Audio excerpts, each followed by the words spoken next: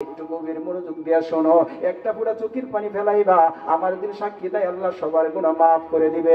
দেখো নবীরে কেমন ভালোবাসছে, অর্থ দিয়া ভালোবাসছে, সম্পদ দিয়া ভালোবাসছে, জীবন দিয়া ভালোবাসছে, জান্নাতি হয়ে গেছে। নাম হলো আব্দুল উজ্জা। চাচা বাইস্তা খানা খাইতে বসে, এইবার বাতিজা ডাক দেয়া বলে, চাচা রে সত্য একটা কথা বলবানি? কয় হ্যাঁ সত্য কথা বলবো। কয় চাচা বলো দি দেখি, মোহাম্মদ কালিমা কালিমা করে চিল্লায়, মোহাম্মদের ব্যাপারে তোমার মন্তব্য কি, মোহাম্মদের ব্যাপারে তোমার মতবাদ কি? এইবার চাচা ডাক দেয়া বলতেছে, আসমানের নিচে জমিনের উপর মোহাম্মদের চেয়ে উত্তম মানুষ আর পৃথিবীতে নাই। বাতিজা ডাক দেয়া বলে, চাচা মানেন না কে? কয় মানলে কি আমাদের নেতাগিরি থাকেনি? বাতিজা ডাক দেয়া বলে, চাচা আপনি বলছেন আসমানের নিচে জমিনের উপরে মোহাম্মদের চেয়ে উত্তম মানুষ নাই। চাচা আপনি মানেন বা না মানেন, ওই নবীর উপরে আমি কালিমা পড়ে মুসলমান হয়ে গেলাম। মুমিন মুসলমান চিৎকার দিয়া বলো না রে আল্লাহু আকবার। চাচা কয় তোর এত বড় সাহস, তুই ছেলে এতিম সন্তান, তোর বাপটাও ছোটবেলা মারা গেছে, মাটাও ছোটবেলা মারা গেছে, তোর জমিনের ওয়ারিশ দিছি, তোরে আমি কাপড় দিছি, ঘোড়া দিছি, দুম্বা দিছি, ছাগল দিছি, উট দিছি, তুই তারপরও মোহাম্মদের উপরে কালিমা পড়ে মুসলমান হয়ে গেছস, তোর কি অবস্থা হবে জানোস নি? সবগুলো ফেরত দে। বাতিজা ডাক দেয়া বলতেছে, আমি সব ফেরত দিতে পারবো, মোহাম্মদের ভালোবাসা ফেরত দিতে পারবো না। ভাইরা আমার দেখো, একটা পুরো চোখের পানি ফেলাইতে পারো কিনা রে বাবা? এইবার সম্পত্তি দিয়ে দিছে, এতিম সন্তান, মা নাই বাবা নাই, সম্পত্তি ফেরত দিয়া দিছে। দুম্বা দে, কয় দুম্বাও ফেরত দিয়া দিলাম, কয় উট দে, কয় উটও ফেরত দিয়া দিলাম, কয় ছাগল দে, কয় ছাগলও ফেরত দিয়া দিলাম, কয় এইবার ঘোড়া দে, কয় ঘোড়াও ফিরাই দিয়া দিলাম। এইবার বাতি যায়, কয় চাচা আজকে যদি আমার মা বেঁচে থাকতো, আজকে যদি আমার বাবা বেঁচে থাকতো, আমার সাথে খারাপ ব্যবহার করতে পারত না। চাচা আর জীবনে দেখা হবে না, নবীজি দেশে মদিনায় চলে গেলাম। কই খবরদার আর একটা কাজ দিবি না, তোর সাথে আমার পূজা পরামর্শ শেষ হয় নাই। কই কি আবার পূজা পরামর্শ? কই তোর পরনের যে, তোর গায়ে যে এই গেঞ্জিটা আছে, এটাও তো আমার টাকায় কিনে দেওয়া। কই গেঞ্জি খুল, গেঞ্জিটা ভিক্ষা লাগায় বলে, ধরো তোমার গেঞ্জি, মুহাম্মদের ভালোবাসা আমার কাছে সবচেয়ে দামি। এ মুমিন মুসলমান, দেখো ইমানের গুণ কেমন ঢুকছে, দেখো নবীর প্রতি ভালোবাসা কেমন ঢুকছে। গেঞ্জিটা ভিক্ষা লাগাইছে, কয় এইবার যাই, কয় এইবারও যাইতে পারবি না, তোর গায়ে চাদর আছে, চাদরটা তো আমার কিনে দেওয়া, চাদরটাও দিয়া দিছে। এইবার ডাক দেয়া বলে, চাচা আর জীবনে দেখা হবে না, মদিনায় চলে গেলাম। কয় তোরে আমি যাইতে দিব না, তোর পরনের যে লঙ্গিটা আছে ওটাও তো আমার টাকায় কিনে দেওয়া। বাতিজা কান্দে রে, ডাক দিয়া বলে, চাচা লুঙ্গিটা খুলাইও না, আমি যুবক মানুষ, লজ্জা পাবো। চাচা ডাক দিয়া বলতেছে, তাহলে তুই মুহাম্মাদের ধর্ম ছাইরা দে, তোর যদি এতই লজ্জা হয়।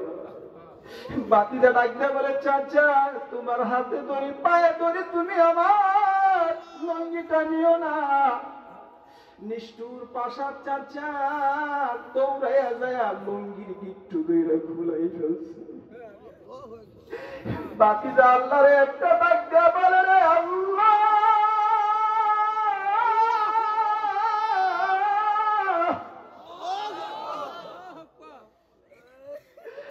আমার মাতুচরের ভাইরা রে, শিবচরের ভাইরা রে, আবার নবীজি যখন ঘটনা শুনছে চোখ দিয়া পানি পড়ছে। আব্দুল উজ্জার ঘটনা শুনে আমার নবী চোখের পানি ধরে রাখতে পারে না।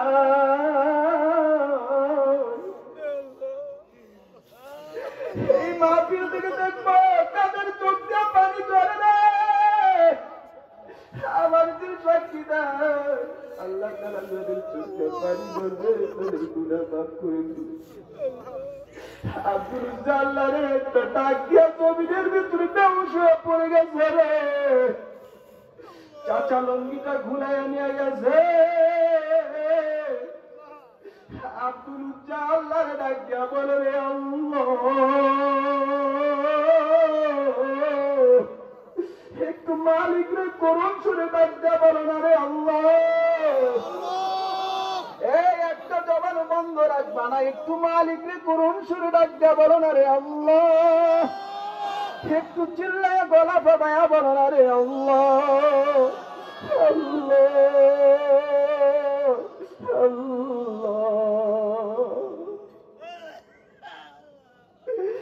আব্দুল কান্দে রে, জমিনের ভিতরে পড়ে গেছে। আব্দুল বুবাইয়া বুবাইয়া কান্দে, কানতে কানতে জমিনের ভিতরে বেহুশ হয়ে লুকায় পড়ে রয়েছে।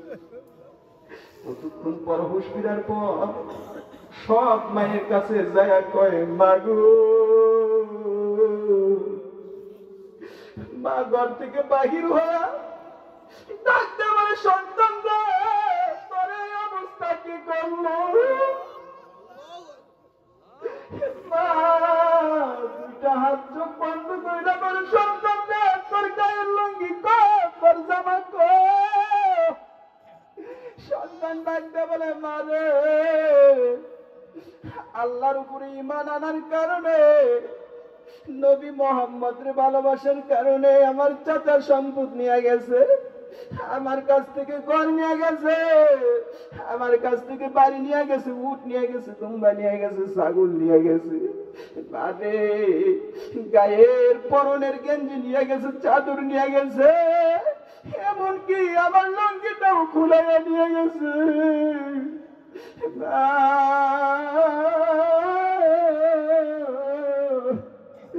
আজকে যদি আমার আপন মা বেঁচে থাকতো, আমার আপন বাবা যদি বেঁচে থাকতো, আমার সাথে চাচা খারাপ ব্যবহার করতে পারতো না। মার দিক তাকায় তাকায় মা মা বলে কান্দে। আরে এখানে কার যেন মা নাই, মার নিজ হাতে দাফন করছে, কে যেন বাবা রে নিজ হাতে দাফন করছে, খোঁজ নিতে পারে নাই। এই আমার বাবাইরা রে, দেখো বাবা মার জন্য একটা ফুটা চোখের পানি ফেলাইতে পারো কিনা রে বাবা? আমি দোহার থানায় তাফসির করি, আল্লাহ এই অদমটারে দিয়া সবচাইতে বড় একটা তাফসির 25 দিন ব্যাপী করি। একটা যুবক ফোন দেয়া কয়, হুজুর আমি আর বাংলাদেশে যাব না। কেন রে যুবক, তুই আর বাংলাদেশে আসবি না? হুজুর গত 1 মাস আগে আমার মা বলছে, জাদুরে গাছের ফল কাউরে দেই নেই, তোর লেগে ফ্রিজে রাইখা দিয়েছি। জাদুরে পাশের বাড়ির ভাবির কাছ থেকে আউলা চাল আনছি, তুই আসলে তোরে পিঠা বানায় খাওয়াবো। জাদুরে তোর লিগে আমি একটা মায়া দেখছি, তুই আসলে তোরে বিবাহ করাইয়া দিব। হুজুর আমি কার জন্য বাংলাদেশে যাব? গত 2 দিন আগে আমার ওই মা কবরে চলে গেছে।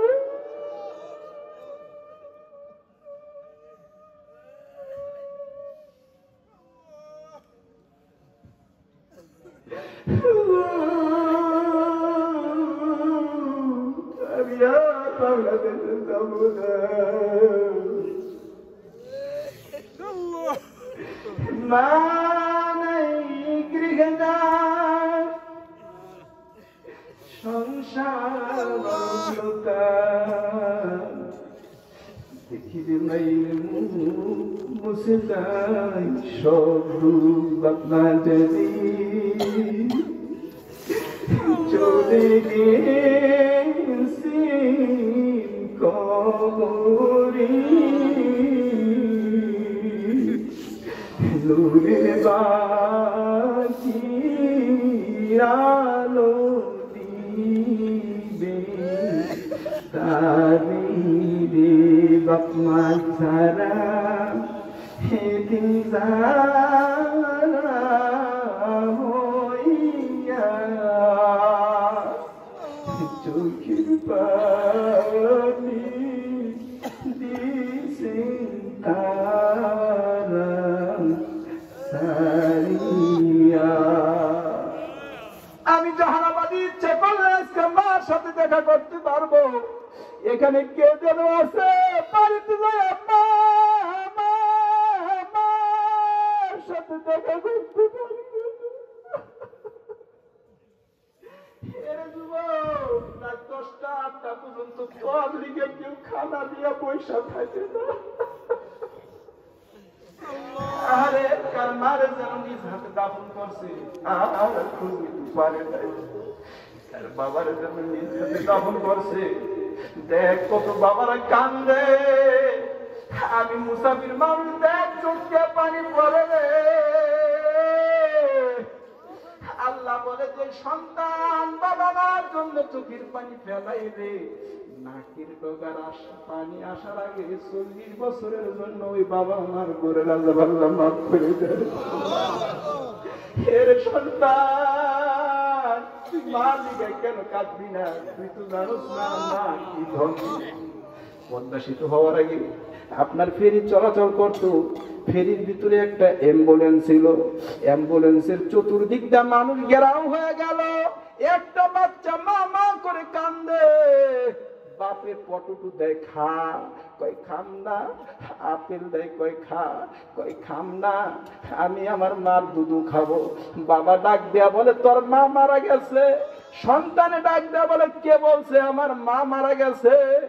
আমার মারে সাদা কাপড় পেঁচাইয়া বাক্সের ভিতরে তুই বইরে রাখছিস।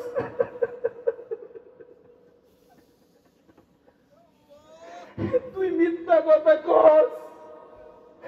আমার মা মরে নাই, তুই সাদা কাপড় দিয়া আমার মারে বাক্সের ভিতরে পেঁচাই রাখছিস।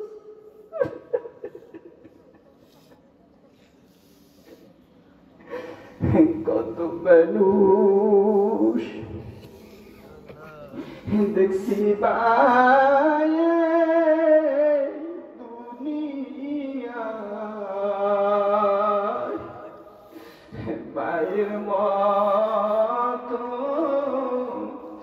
আপন কেহ নাই রে নাই। 10 মাস 10 দিন গর্বে ধারণ করিয়া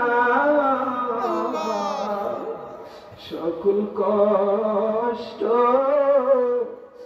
একাই নিলেন মানিয়া। হায়রে মানুষ এই মাইরে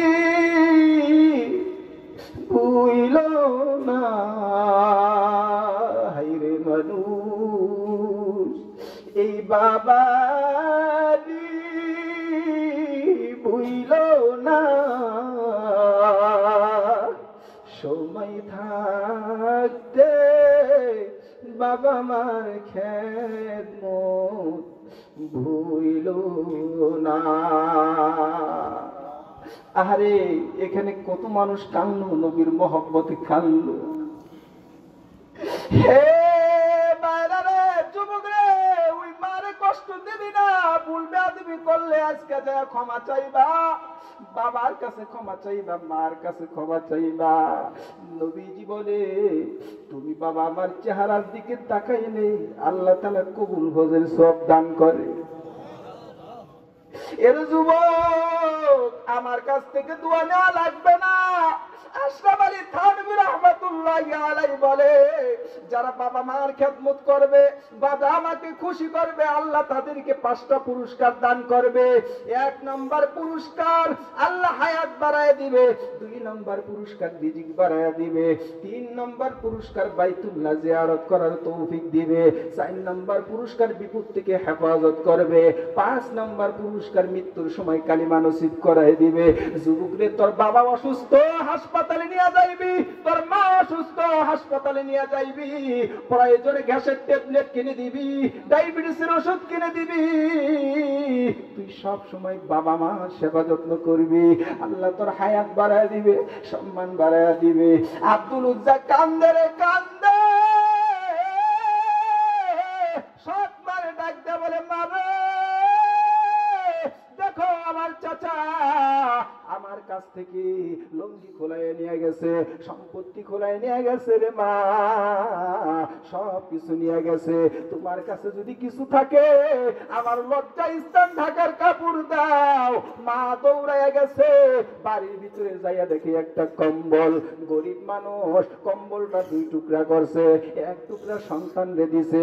আহারে আব্দুল উজ্জা যদি নাবি ডাকে হাঁটু বাড়ে যায়, হাঁটু ডাকলে নাবি বাড়ে যায়। আব্দুল উজ্জার কান্দা বেড়ে গেছে, ডাকতে বলে মা, ও মা, আর জীবনে মক্কায় আসবো না, মারে শেষবারের মতো আমারে দেখে নাও, আর জীবনে আসবো না। নবীর মহব্বত গলায় ঢুকাইছি, আগে মূর্তি পূজা করতাম, মারে আর মূর্তি পূজা করবো না, মারে আগে দাড়ি কাটছি।